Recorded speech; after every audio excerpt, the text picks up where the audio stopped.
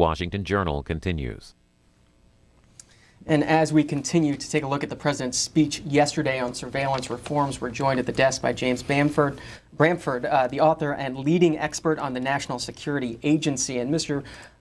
Bamford, as you look at the changes that the president announced yesterday, how drastic were these, and how much of these were more cosmetic reforms? I think they were more cosmetic than dramatic. The changes were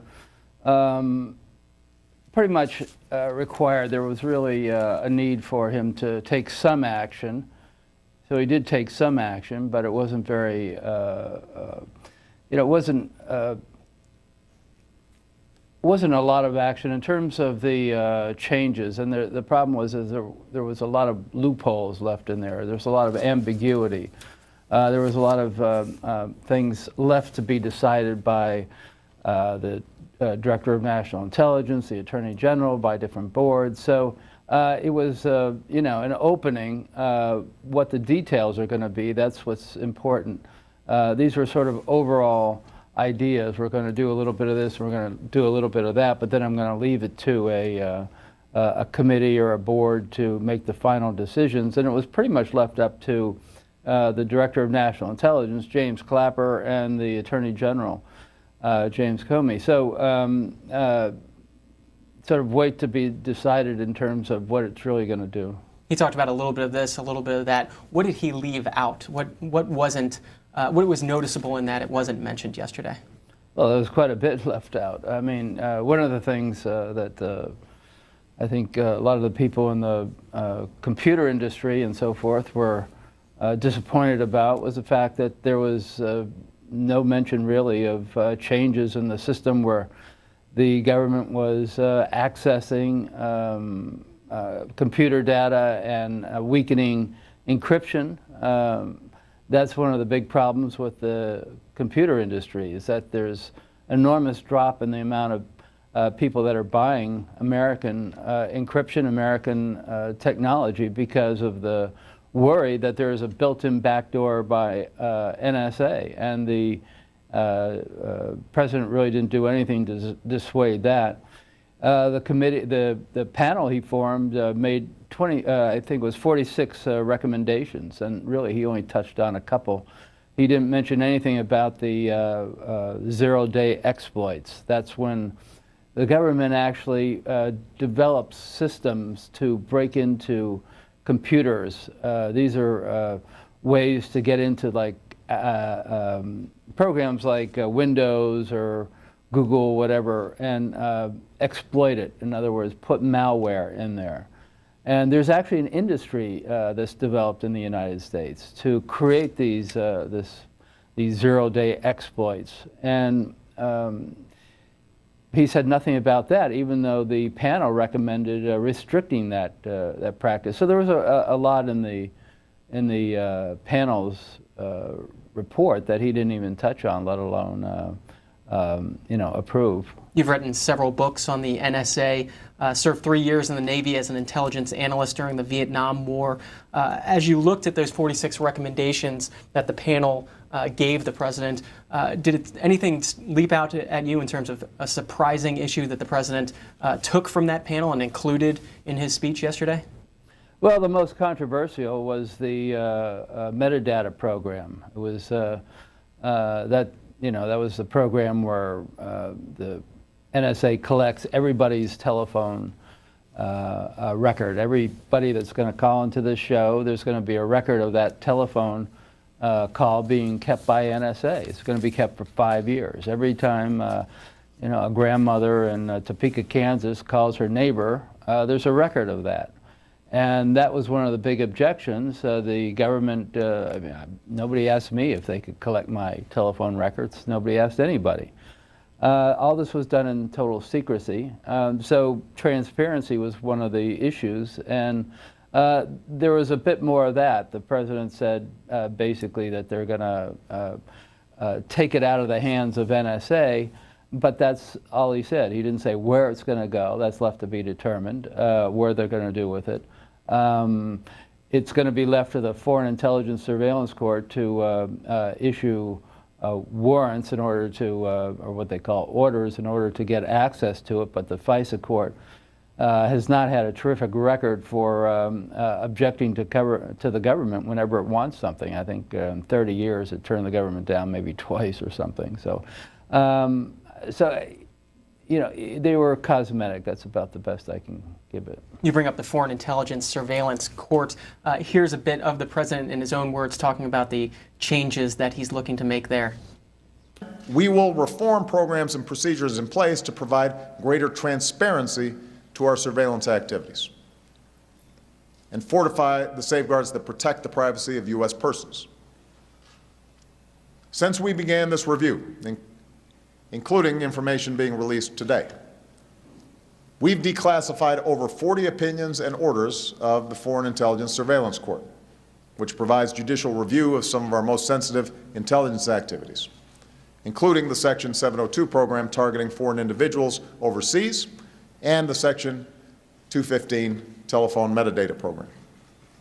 And going forward, I'm directing the Director of National Intelligence, in consultation with the Attorney General, to annually review, for the purposes of declassification, any future opinions of the court with broad privacy implications, and to report to me and to Congress on these efforts. To ensure that the court hears a broader range of privacy perspectives, I'm also calling on Congress to authorize the establishment of a panel of advocates from outside government to provide an independent voice in significant cases before the Foreign Intelligence Surveillance Court. There, the president's talking about an independent court, or independent voice in significant cases. Can you explain what he might mean by that? Well, it's hard for me to know what a significant case is. That's not exactly a legal term. So I don't know what he means by that. The point is that he should really appoint a person to be an advocate for you know, the people who are about to be eavesdropped on. And that was one of the problems I found, was that there were too many of these wishy-washy words that could be determined later, you know, that could be determined either positively or negatively. So, you know, the old cliche is the devil's in the details, and I think that's what has to come. But there has to be really transparency on these details to make a, you know, 1 hour, 45-minute announcement like this. It sheds some light on it, but doesn't give you the nitty-gritty, the details of how it's going to work out.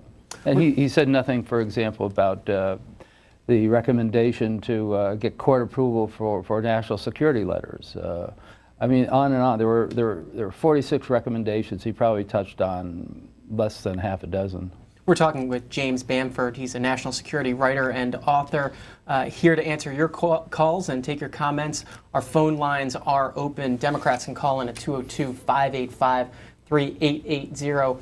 Republicans, 202-585-3881. Independents, 202-585-3882. And if you're outside the U.S., it's 202-585-3883.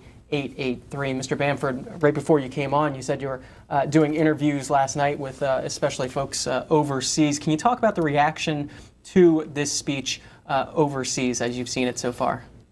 Well, there really was a lot of disappointment, at least from the people that I talked to.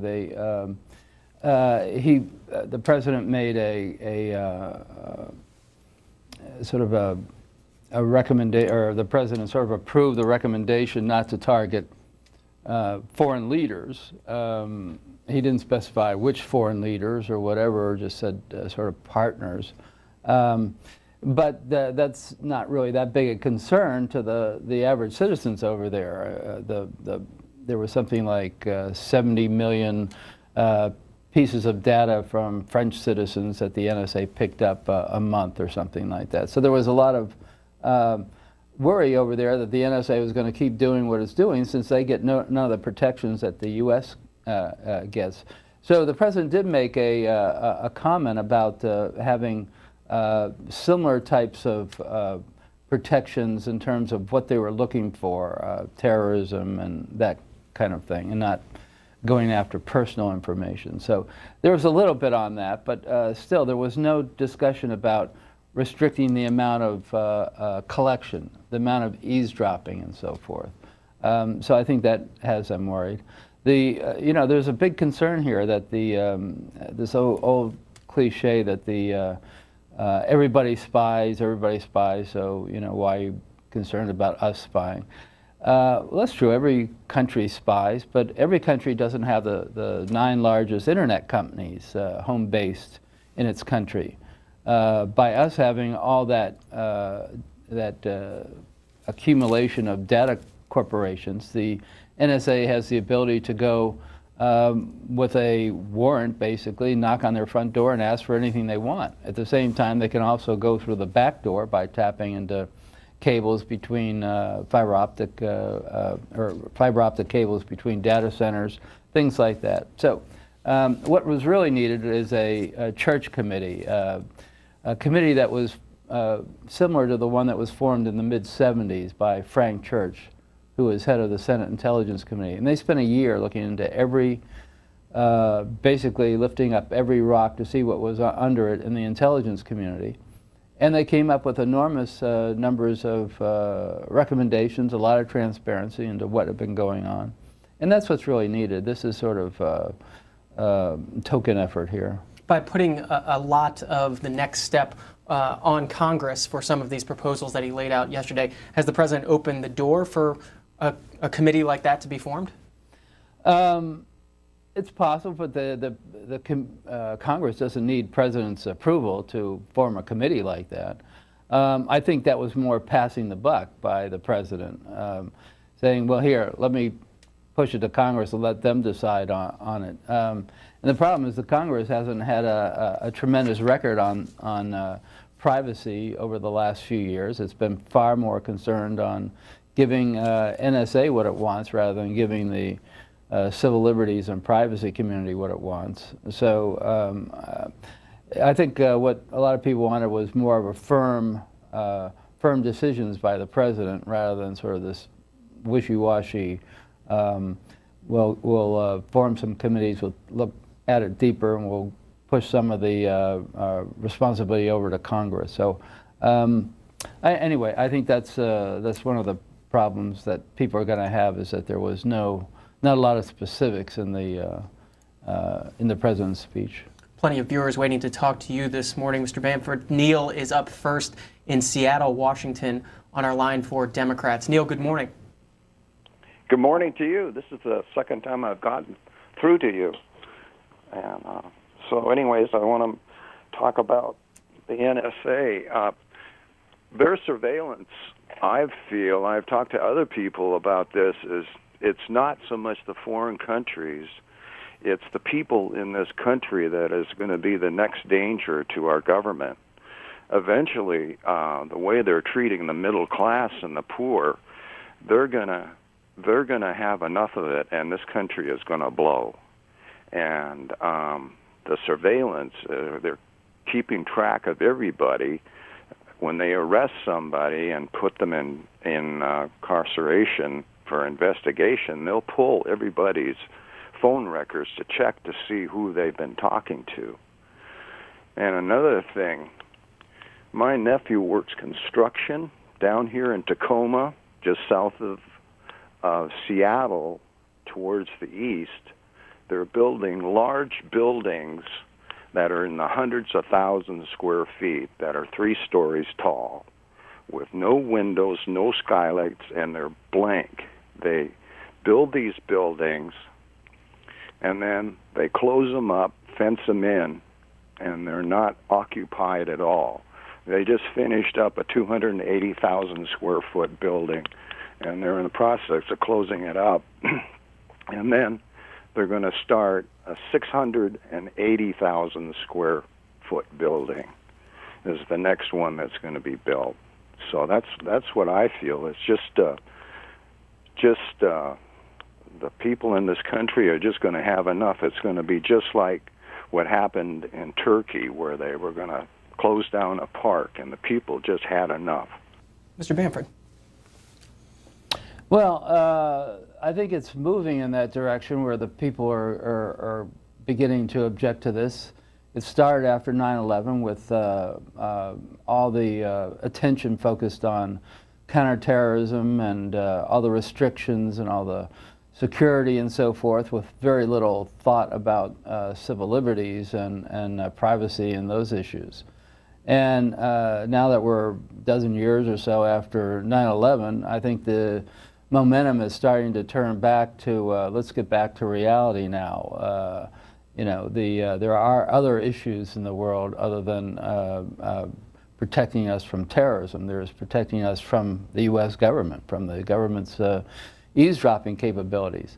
And that's the problem. Prior to 9/11, the NSA was focused externally. That's the way it's supposed to be. It's like the Army, Navy, Air Force. We don't use those domestically. They're designed to be used against adversaries overseas. But after 9/11, NSA was turned inward, which was against its original organizing rules. And it's been that way ever since, and it's continued to expand its power. So I think now there are a great deal of people in the United States who are beginning to worry about NSA. I mean, it's hard to worry about NSA if it's a totally secret agency and nobody is ever allowed to know anything about the agency, which is why I've been writing about it for 30 years. And so I have seen momentum prior to the Snowden revelations. There would have been 2 people in Congress that would have voted to start restricting some of NSA's activities. After Snowden's revelations, there were almost a majority. There were only 5, I think 5 votes short of a majority. So I am seeing that progression of American citizens who are beginning to worry about all this surveillance. Writing about the NSA for 30 years, a few of your books on this subject, The Shadow Factory, Body of Secrets, and The Puzzle Palace, just a few of the works that you've done. Jaden Mills asked you on Twitter, in 10 years, has the NSA surveillance program uncovered any planned terrorist attack? The way that the NSA explains that is that well, just looking at the different programs, when the NSA came out, they said that there were 54 programs that they helped stop, and then they kept reducing those.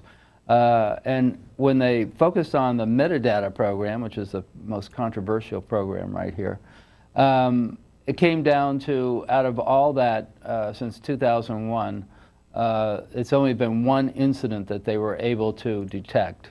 And that was a person in San Diego who sent $8,000 to a group in Somalia, and it had nothing to do with the United States. So there hasn't been zero, positive things that have come out of that metadata program. The other ones, the 53 other incidents, were part of a different program called the PRISM program, and that was a program where they actually get a court order to get access to data. So that's not as controversial. They're getting court order. So the metadata program has been virtually useless, but they still want to keep it going, even though they've never shown any use out of it, any successes. Earlier in your comments, you mentioned national security letters. Yes. For folks that don't know what those are, could you explain what those are and then what changes the president announced yesterday? Well, the national security letters are, I mean, there's 2 ways of thinking about getting access to your information. One is by going to a court showing that you have probable cause, that there's probable cause that you've committed a crime or that you're involved in some criminal activity, and then the court will decide whether or not that's true, and then they'll issue a warrant to the law enforcement organization, FBI or whatever, to go get your records. The easier way is a national security letter. It doesn't involve going to a court. All it involves is going to is having a letter written from the Justice Department saying, please give this FBI agent all of this person's records. So it eliminates the third party, the court, eliminates the court from a role in the national security letters. And the recommendation was to have national security letters largely go through the court system, the same way. This is from the president's panel. The panel recommended that, and the president made no mention of that, apparently rejecting that recommendation and leaving the national security letters the same way they are before. I think there might have been some slight modification possibly, but basically he left it alone. David's up next from Portsmouth, Ohio, on our line for Republicans. David, good morning. You're on with James Bamford. Good morning. Go ahead. Yes, my concern in surveillance for the country is my belief that we should use all precautions to surveillance to know what's going on around the world and even in our own country, because I believe there is people in our own country that would like to destroy it. And I believe that we need to take all surveillance that's possible legally in order to maintain our freedom from our enemies as well as our enemies inside our own country. I also think Snowden has betrayed the United States. I don't think he's a hero, and I think he absolutely should be shot as a traitor. David from Ohio this morning bringing up Edward Snowden, the NSA leaker. Your thoughts on Snowden and the president's speech yesterday? I've always said of Snowden that I believe he's a heroic whistleblower. I mean, there's no indication whatsoever that he's a traitor. Traitors sell secrets to foreign governments for a profit. He didn't do any of that. He gave the documents that he took from NSA to a journalist organization, the same as Daniel Ellsberg did, and let them. The Pentagon Papers. Yeah, the whistleblower from the Pentagon Papers days. So he gave the documents not to a foreign government, he gave it to journalists. And you know what's very interesting here is the president's comments yesterday. One of the things the president said was, this debate will make us stronger. We wouldn't be having this debate without Edward Snowden. And if Snowden was in court and I was his lawyer, that would be one of the first things I would tell the jury is that, look, how could you be charging this person as a traitor when the president himself has in essence said he has made the country stronger? So, but in his comments yesterday, didn't the president sort of take credit for starting this debate before the leaks happened? There was no debate before the leaks. I'll guarantee you, I've been following this issue very closely. There was no debate. The NSA did what it wants. The NSA always did what it wants. This is the first time since basically the warrantless wiretapping scandal of the Bush administration, and before that, the scandals that involved the church committee, that led to the church committee. So there's been almost no pushback on NSA spying. And with regard to the comments about getting spying as much as possible in the U.S. and so forth, that's the attitude that was used in the Stasi period, the Stasi being the secret police in East Germany. Spy on everybody to protect the country because everybody may be a danger. So they spied on everybody, eavesdropped on everybody's communications, and you sort of see where East Germany went. You can't have that in a country like this. There are certain dangers. You can't. A very safe way to make the United States, or a much safer way to make the United States, would be to have a unannounced visits by the police to everybody's house once a week, searching for prohibited items or whatever. But who wants that? I mean, if you want safety on the highway, we could reduce the speed limit to 30 miles an hour, have breathalyzers on every time you get onto a superhighway. But we don't do that because you have to accept some risks in a democracy in order to have freedom. Dad Hill writes in on Twitter, I wonder if the annual budget of the NSA is known, or is that a secret as well? Well, it was a secret until Snowden came along. I don't know why it was a secret. Who cares? I mean, we're the taxpayers. We should know how much we're paying for the NSA. but it was a top secret. Nobody should know it. And Snowden revealed it, and lo and behold, the country survived. And what did we find out about it? What's the range of the Well, the NSA the budget is basically $10 billion. The CIA was something like 15 billion, something like that. For years, the NSA had been the biggest budget. But then in recent years, the CIA budget increased above the NSA budget, largely because of the cost of drones, the drone warfare that the CIA is involved in. So it's a hefty amount of money that goes into electronic spying. Let's go to Alan in Sanford, Maine, on our line for Independence. Alan, good morning. You're on with James Bamford. Good morning very much. And James, very much admire you. I would put you in the same category as Snowden and Ellsberg in terms of a whistleblower. Enjoyed your first book in its original, The Puzzle Palace, which was the first real whistleblowing on the NSA. Thank you. In terms of secrecy, the overall aspects of secrecy in this country, I think what's occurring because of Snowden's revelations about the NSA is really just the tip of the iceberg. We've essentially got secrecy related to multiple segments of our society, the corporate, the financial, the militarist, which would include NSA and CIA particularly with the drone program now, the media, which is essentially a media propaganda in the mainstream sense, a media propaganda sector of the country, the extra-legal sector, which is a violation of normal constitutional legality, and the faux political segment of the operation. But I would not call the operation a country anymore. I would call it a disguised global empire, in line with Nick Terce's recent book, The Changing Face of Empire. And I think this all falls together.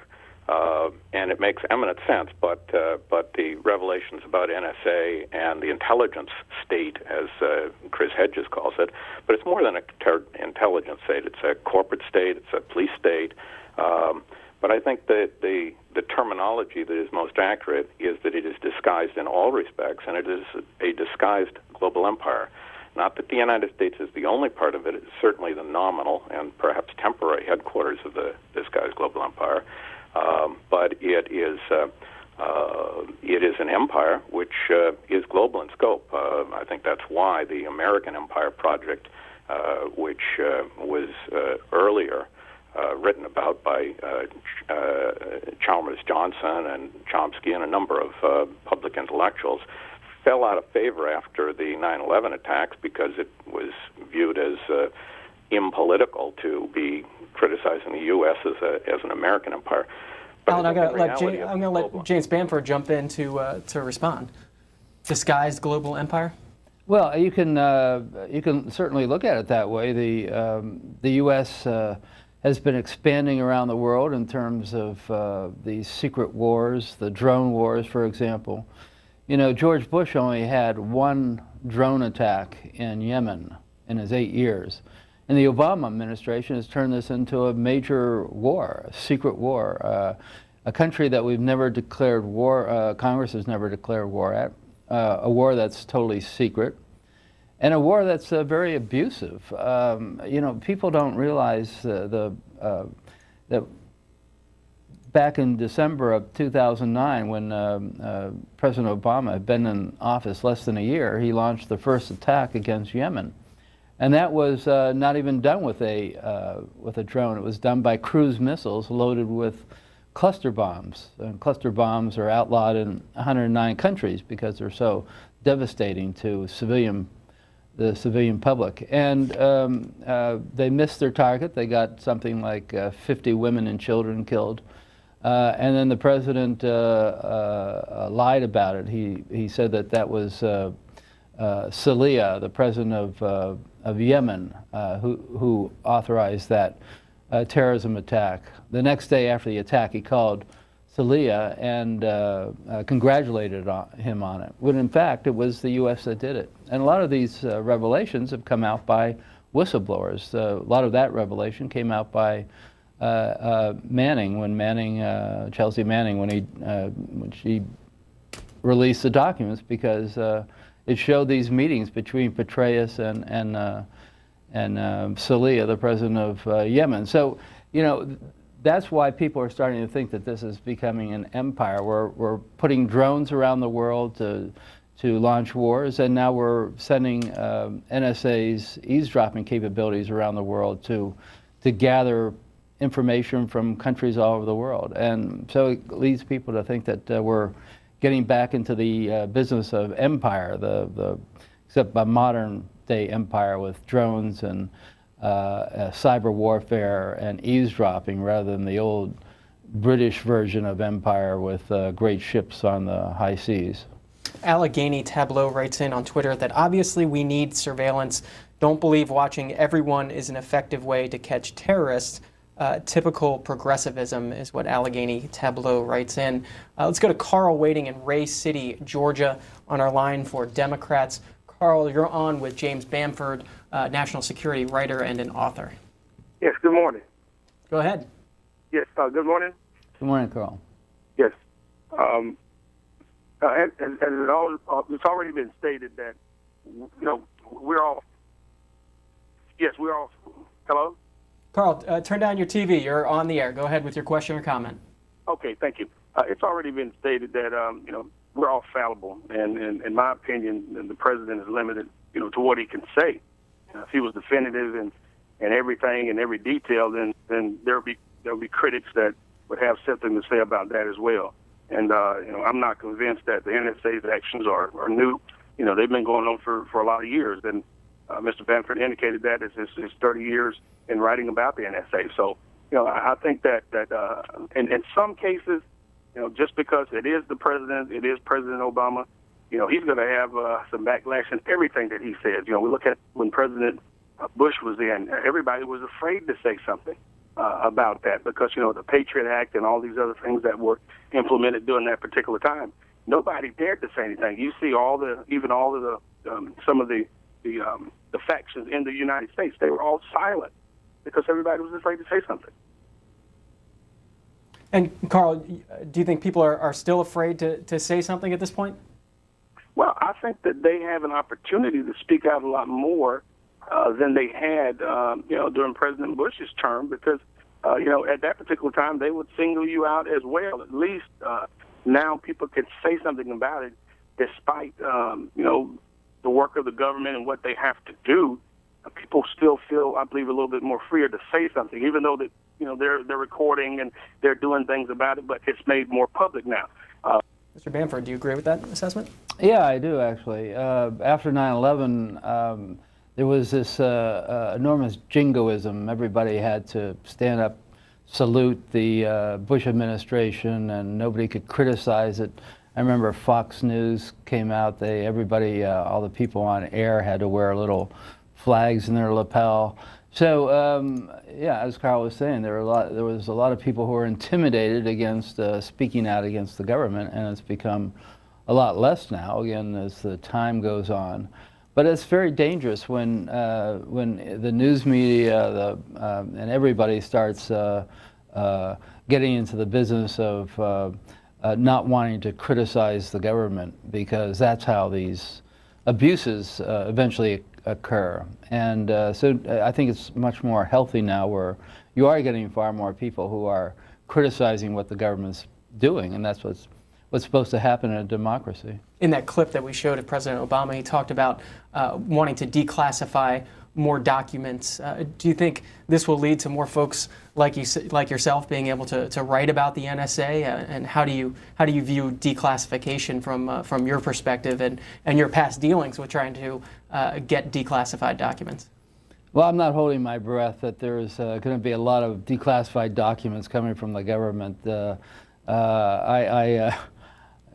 I'm depending on Edward Snowden documents appearing in the press rather than government release of documents. If history is any measure, the NSA doesn't release an awful lot of information.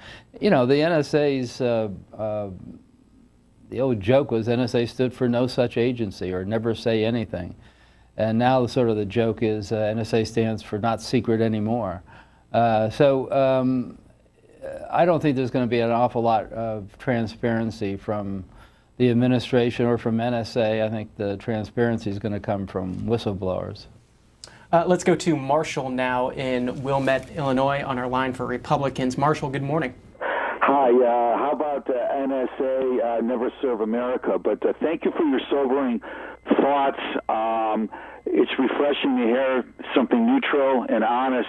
My question, though, is to quote our unscrupulous mayor of Chicago, Rahm Emanuel, the former White House chief of staff for Obama, let no crisis go to waste. Couldn't we use this metadata as Americans to go after all these telephone scam artists, or the FTC follow up with that, use the metadata? That should be our property and our ability to track down these people that ring our phones. I live in an upper-class suburb of Chicago, and, you know, we're inundated, even though we're on do not call lists, and C-SPAN, God bless them. They've done symposiums on this through the FTC on air, talking about how people are inundated, even if you're on a do not call list.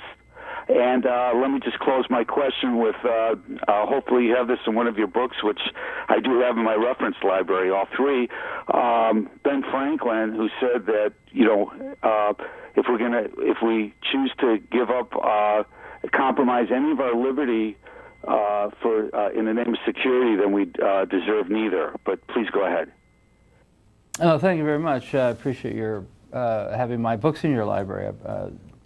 Appreciate that, and I also have always admired that comment about having, if you security versus freedom and so forth. If you want more security, you lose the freedom. That's what happened in East Germany with the Stasi. They had a lot of security, but they had no freedom. And the U.S., the idea of the U.S. is to have a proper balance, and I think that's why we're having this debate right now, to find out where that balance is.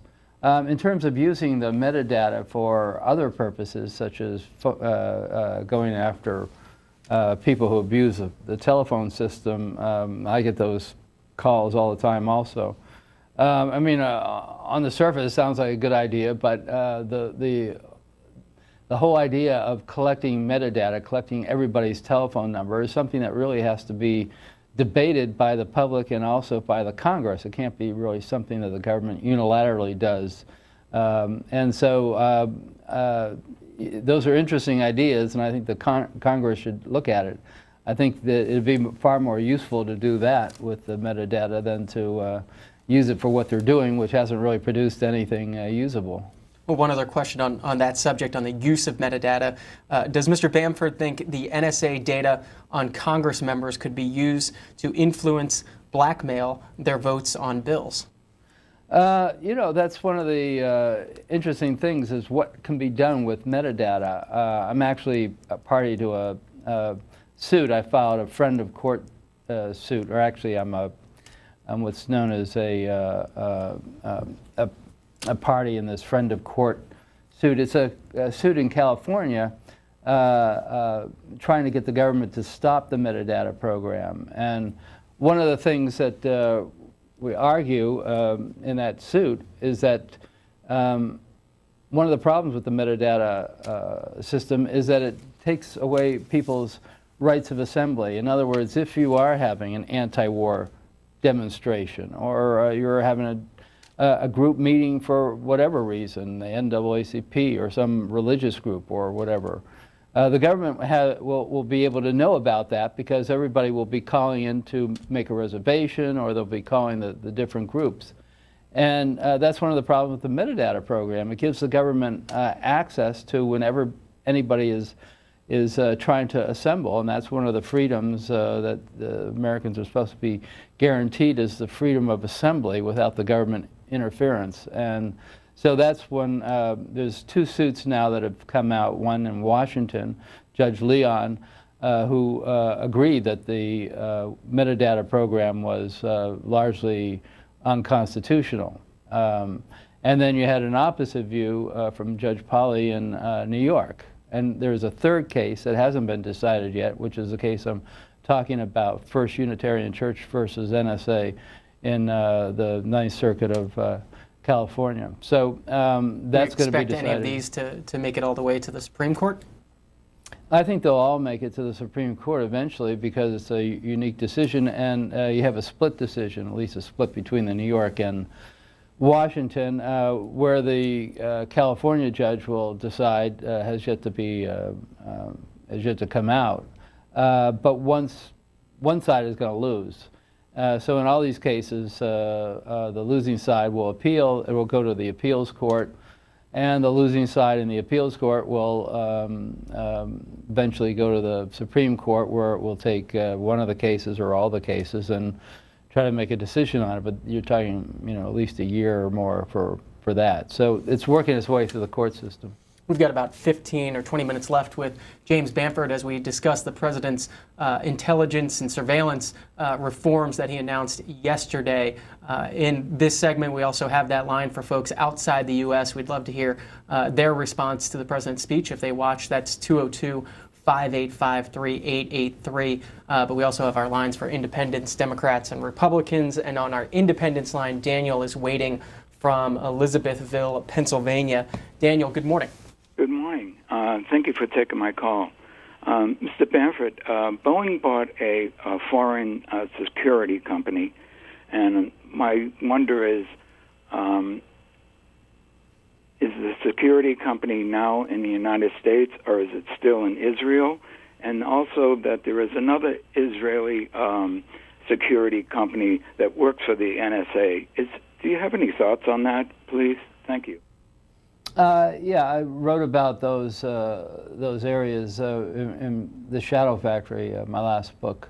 I think what the gentleman is referring to is when the NSA began this whole process after 2001 to begin monitoring American communications within the United States. It built secret rooms in these telecom companies like AT&T, where the communications coming into the United States and going through the United States would be diverted into these secret rooms. And in the secret rooms, they put equipment in there. And among the equipment they put in there was equipment from a company called NARIS. NARIS is a company that was formed in Israel by Israelis. It had an office in California.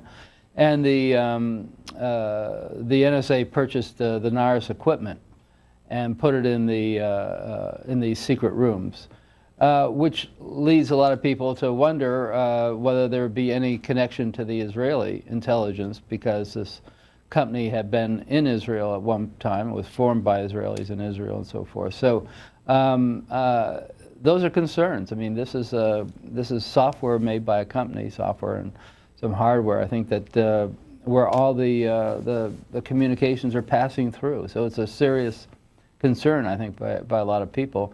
The company NARIS was recently just bought by Boeing, so it's a subsidiary of Boeing now. And the other company was Verint, and it was also a company formed in Israel largely. So these are, when you're having companies that are foreign companies that are involved with U.S. surveillance, I think that's something that people should be concerned about. Going back to the specific proposals that the president announced yesterday, how much pushback do you expect the White House is going to receive from current and former intelligence community members as he tries to move forward with some of these plans?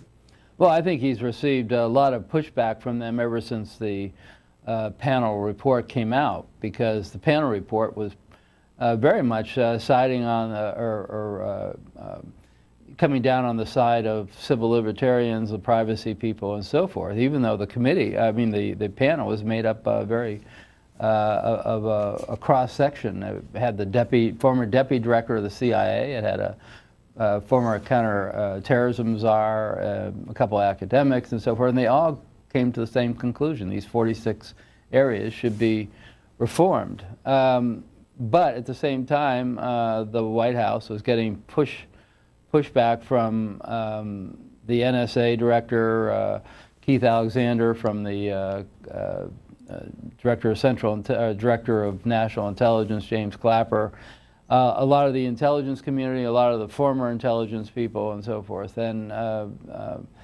I think that's one of the reasons why you see the sort of cosmetic aspects of this, of these proposals that came, or these changes that came out from the president yesterday, with a lot of leeway, a lot of loopholes, a lot of areas that could be modified fairly easily to bring the system back the way it always was. Back to the phones. Henry is waiting in Michigan on our line for Democrats. Henry, good morning. You're on with James Bamford. Good morning. I think what the listeners and the watchers of this program have to do is take things in perspective. James's main function is to write conspiracy theory books.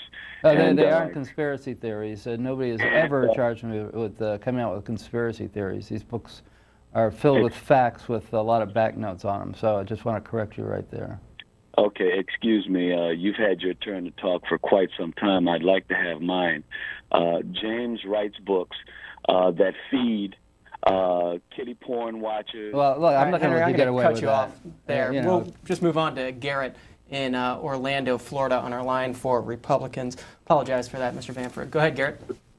Good morning, gentlemen. C-SPAN is a national treasure. I'd like to take some objection to Mr. Bamford's assertion as he defined a spy who does it for money. Spies and traitors do it for money. Yeah, they do, but they also do it for ideological reasons. Also, Mr. Snowden also offered to sell some of his documents to places like Brazil for asylum. So, well, I guess if we're going to follow your definition, maybe he is a spy or a traitor. Number two, calling Mr. Snowden a whistleblower is a bromide. In addition to the metadata collection effort of the NSA, or program, shall we say, he also revealed over a dozen secret programs that had absolutely nothing to do with the rights of privacy to domestic Americans. Absolutely nothing. This man is a traitor. Mr. Bamford? Well, again, I go back to my definition. He's a whistleblower because he's released this information to the press. That's what makes you a whistleblower. If you're taking abuses of the U.S. government and you make them public, that makes you a whistleblower, not a spy. And the fact that we had the president come out yesterday and say that this debate will make us stronger, we wouldn't be having the debate without Edward Snowden's revelations. Edward Snowden didn't release a lot of this information. He gave them to a journalist. The journalist took a look at the documents, decided what should be released and what shouldn't be released, and released only that information really that had to do with the U.S. Involvement of the NSA spying on U.S. citizens and spying on friendly allies. They haven't released anything with regard to U.S. spying on Russia, spying on China, spying on North Korea, spying on Iran, and so forth. That's the way whistleblowing works. I mean, the whistleblowing.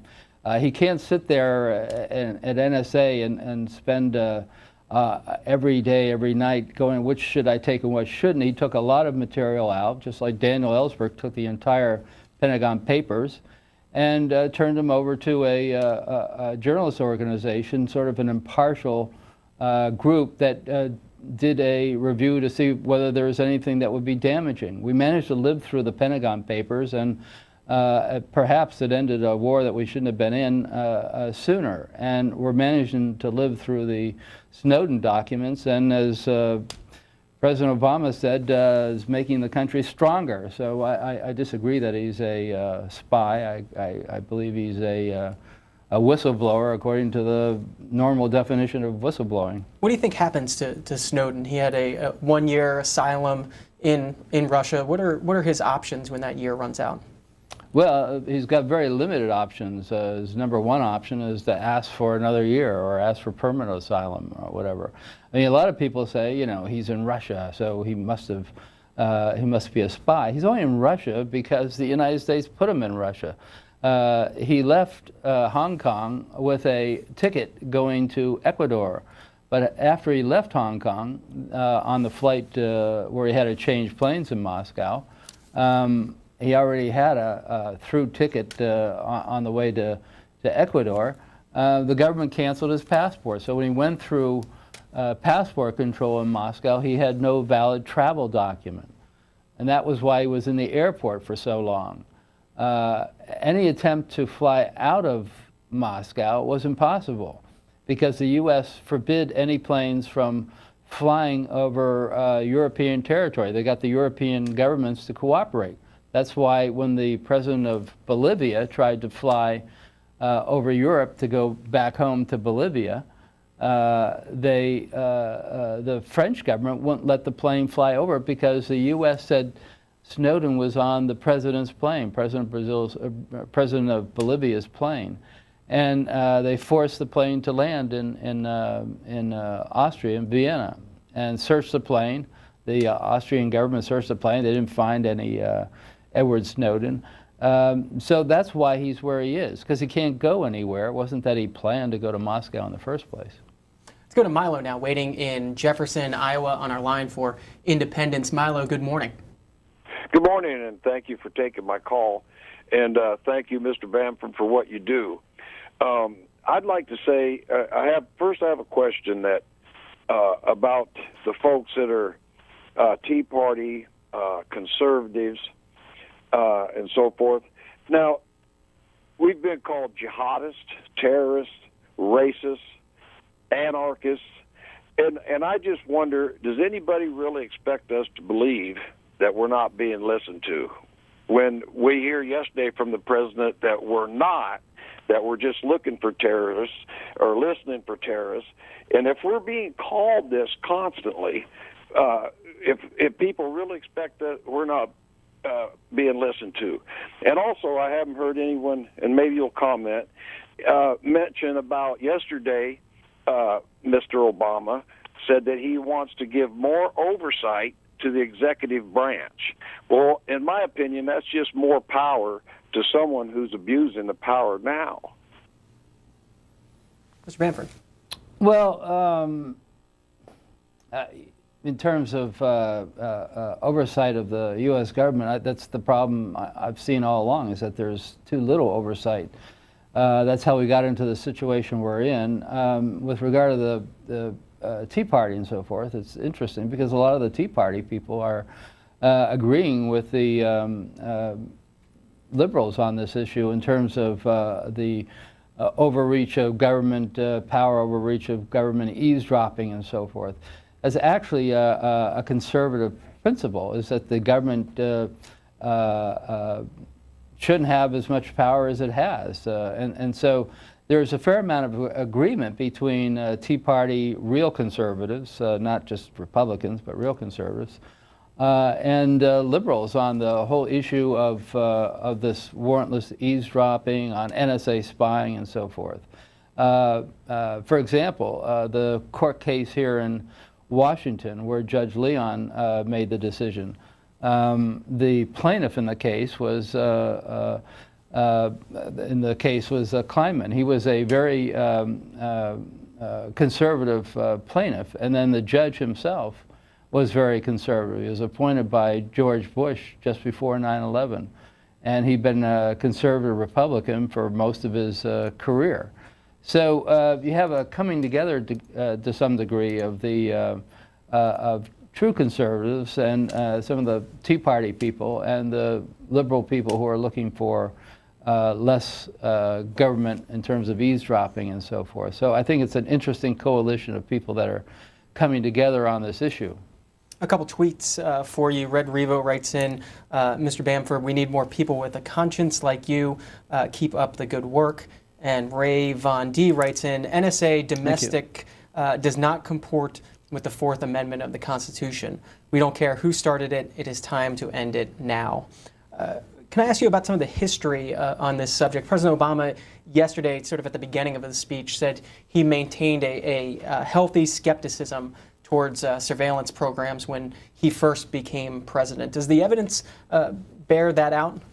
Yeah, exactly. And that's what's so interesting here is that there's two Obamas here. The Obama, the candidate, and the Obama, the president. When he was running for president, he said that he didn't want expansion of the NSA. He didn't want immunity to the telecom companies for their illegal help on the warrantless wiretapping program.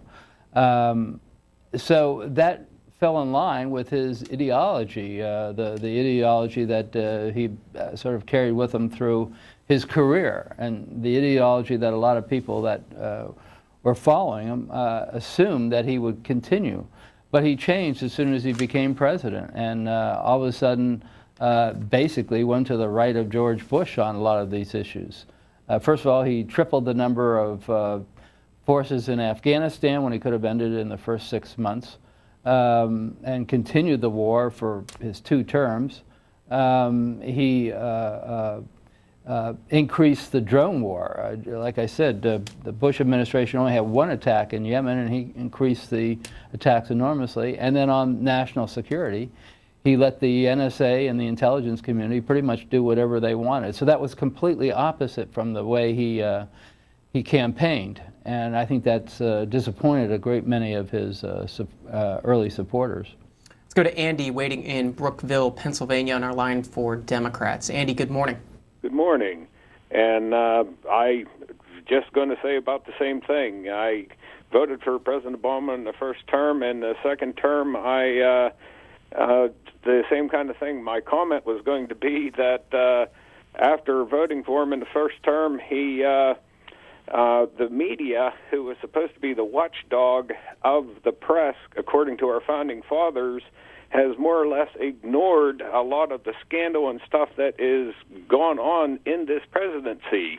I was wondering I have great respect for your speaker, and I was wondering what his thoughts were, ignoring Fox and some of those kind of places, what his thoughts were on the media and what they're just ignoring all of the press and so forth like that.